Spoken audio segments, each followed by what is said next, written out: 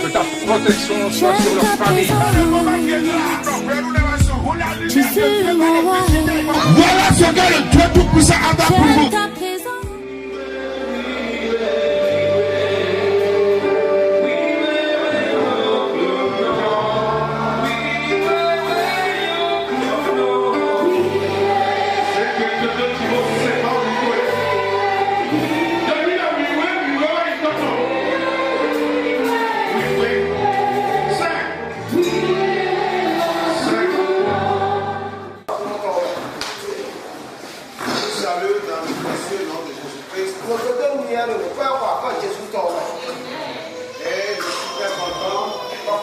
Pour ceux qui ont pu arriver pour le premier jour de notre conférence. Je m'avais salué les responsables des églises, les pasteurs qui ont le même cœur avec nous. Grande conférence de retour du corps de Christ à la base biblique. D'après ce que nous avons constaté sur le terrain dans nos églises, actuellement au Bénin ça ne va pas. Et le corps de Christ a besoin de revenir à la base de la parole. C'est ça le thème central. Et ici, je vous donne l'importance de la parole de Dieu. La Bible dit que rien de ce qui a été créé sans la parole. Dieu a pu commencer avec la parole. Alléluia. Rien de ce qui a été fait. Dieu a bien créé sans prononcer la parole. À partir de la parole. Avec la parole. Dieu a commencé par parler. Dieu a commencé par créer. Donc je te dis, sans la parole, pas de création. Puisque la création a commencé avec la parole. C'est quand Dieu a commencé par parler. Il a commencé par livrer son désir. Ce qui est en lui. Même s'il a toute la foi au monde, Dieu s'est servi de la parole pour commencer par créer. Rien de ce qui a été fait n'a été fait sans la parole. Et c'est pour cette parole que nous sommes là. Pour quatre matinées de conférence. Rien que pour vous communiquer la parole de Dieu. Un modèle à suivre, des prédications à suivre, le ministère à suivre. Raison pour laquelle nous avons donné ce nom à notre rassemblement, grande conférence de retour du corps de Christ à la base biblique.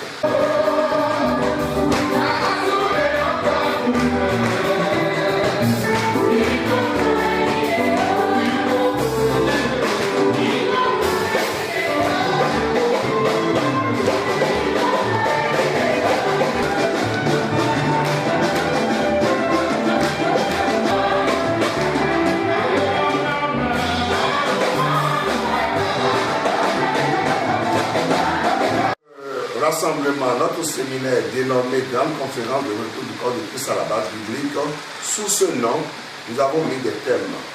Le thème qui a été développé, rempli, je vais dire, en ce novembre 2017, est connaissez, accepter et pratiquer la parole de Dieu. Il faut connaître d'abord la parole. Beaucoup ne connaissent plus aujourd'hui. La plupart des chrétiens, du fait qu'ils ne lisent pas, ils ne connaissent pas. Du fait qu'ils ne viennent pas, ils ne sont pas réguliers aussi avec les enseignements, ils ne connaissent pas, ils connaissent très peu. Donc il faut connaître la parole de Dieu. Et ce qu'on a connu, il faut l'accepter. Il ne suffit pas de connaître, il faut aussi accepter la vérité de Christ Il ne suffit pas de l'accepter, il faut la pratiquer. Au cours de notre conférence, nous avons ciblé, nous avons invité les participants, étaient les ouvriers dans la vie du Seigneur, tels que les diacres de l'Église, les pasteurs à plein temps, les prédicateurs et tous ceux qui avaient la responsabilité de faire quelque chose dans la maison du Seigneur. Nous les avons invités afin de pouvoir les outiller pour un renforcement spirituel. Dieu voulait éprouver la foi d'Abraham après qu'il ait douté des années plus tard. Dieu voulait éprouver sa foi.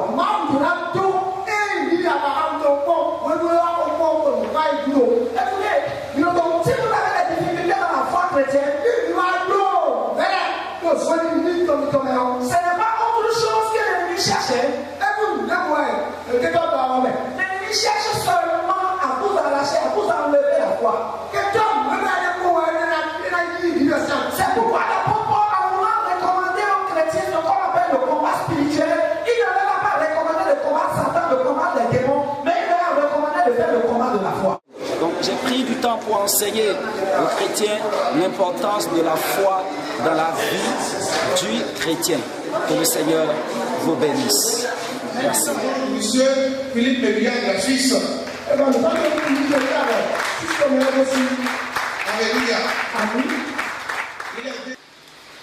Je m'appelle Philippe Mébillat.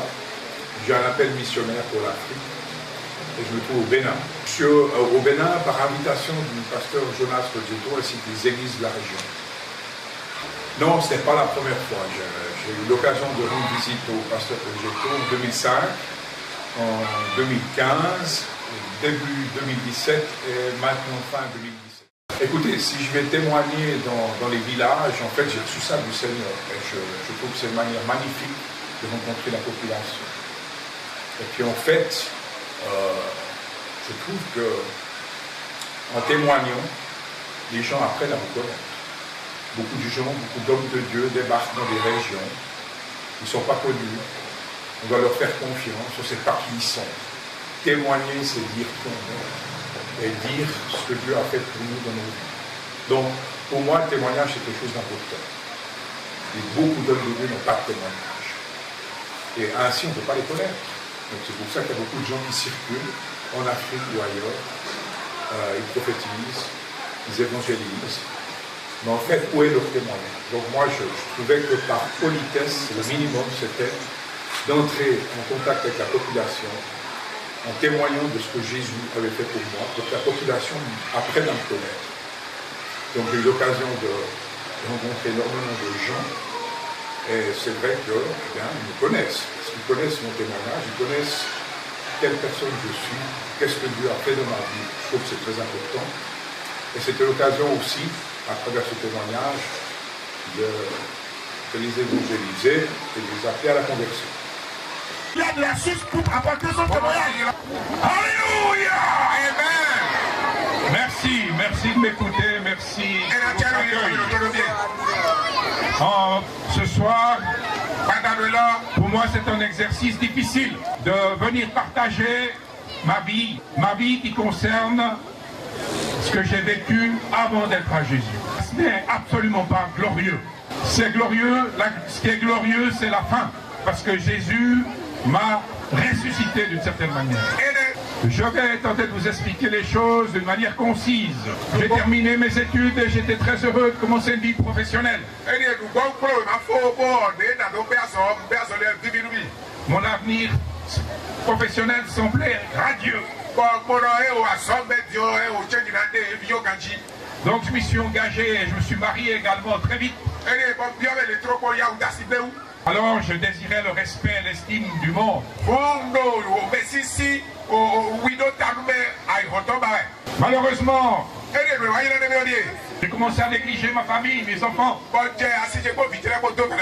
J'étais complètement obsédé par le travail et l'argent. Et un jour, j'ai commencé à devoir boire pour supporter cette situation de stress.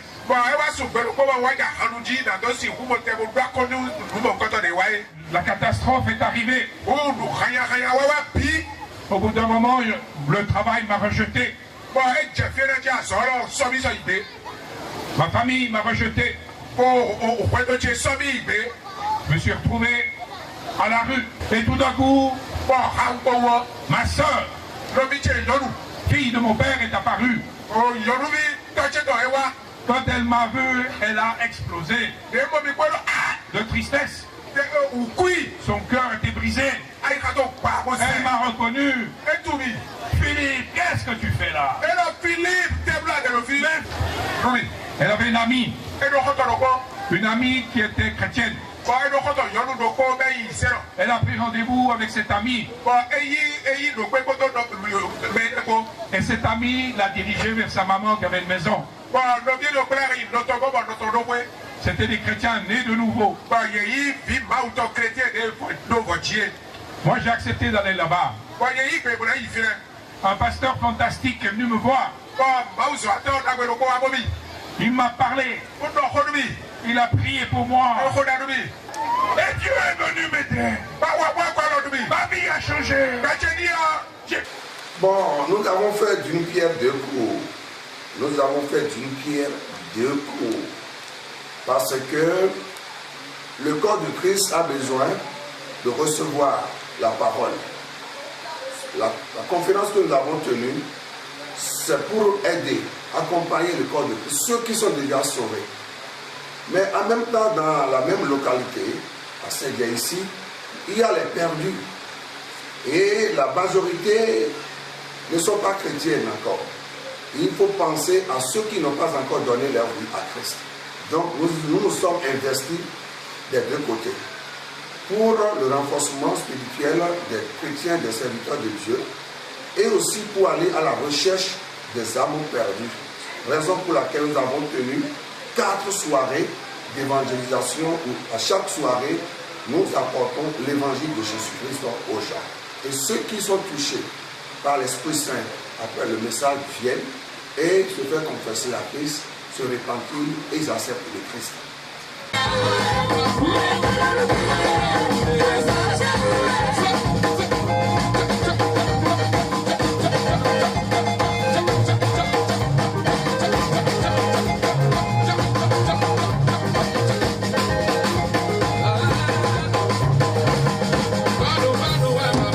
Voilà ce que le Dieu Tout-Puissant a fait pour vous.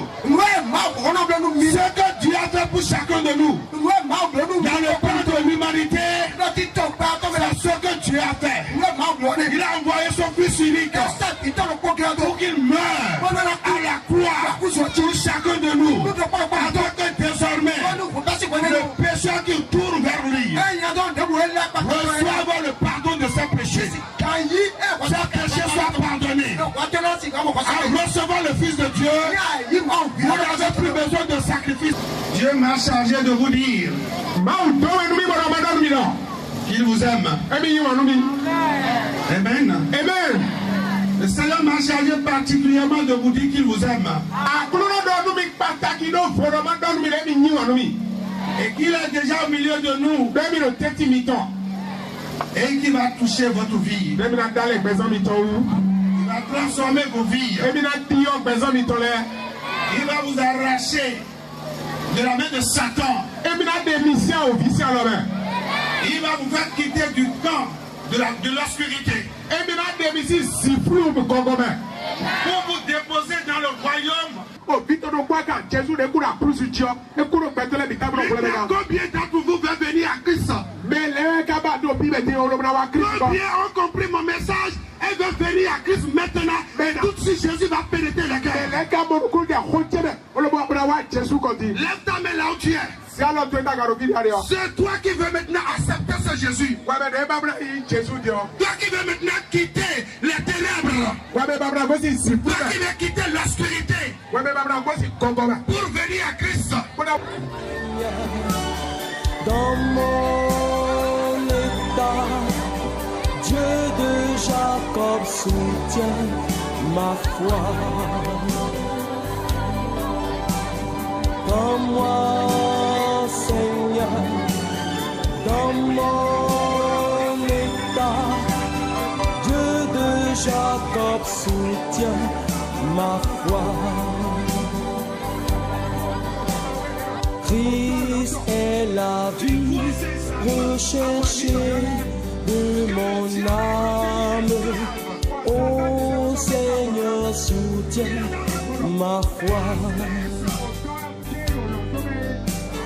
Christ est la vie recherchée de mon âme.